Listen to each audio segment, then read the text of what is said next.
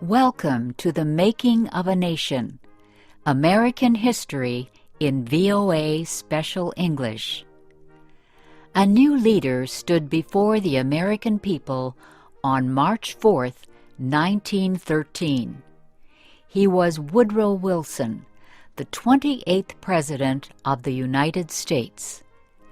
Wilson belonged to the Democratic Party. He was progressive in his belief that government should take an active part in efforts for social reforms.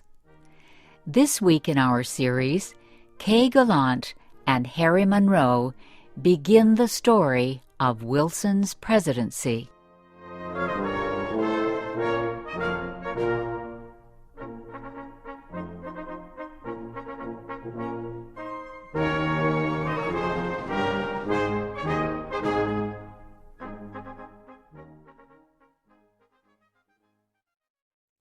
Woodrow Wilson had spent most of his life at Princeton University.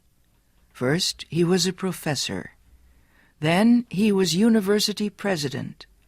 Next, Wilson was elected governor of the state of New Jersey.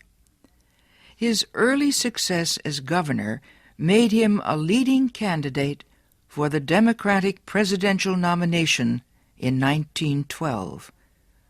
Wilson traveled widely around the country during the campaign.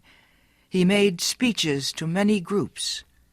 He tried to make himself and his ideas known to as many Americans as possible. Wilson called his program The New Freedom. One of his campaign promises was to fight for better conditions for America's small business owners. Such proposals helped him win the Democratic nomination for president.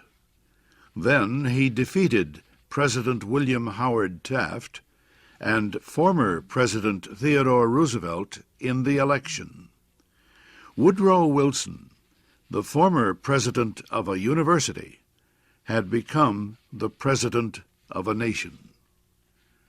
The largest crowd in Washington, D.C.'s history welcomed Wilson outside the Capitol building on the day of his inauguration. He called on the American people to join him in making the country a better place. "Our duty," Wilson said, "is to correct the evil without hurting the good.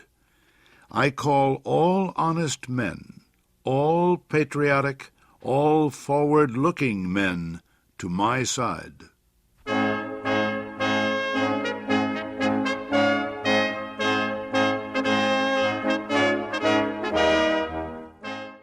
Wilson wasted no time.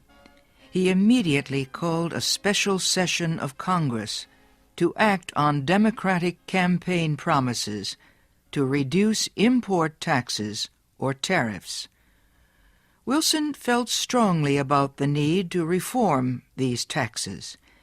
He broke tradition by leaving the White House to appear before Congress in person to appeal for his tariff proposals. Many members of Congress opposed Wilson's plans, but the new president used the results of a Senate investigation to win the fight.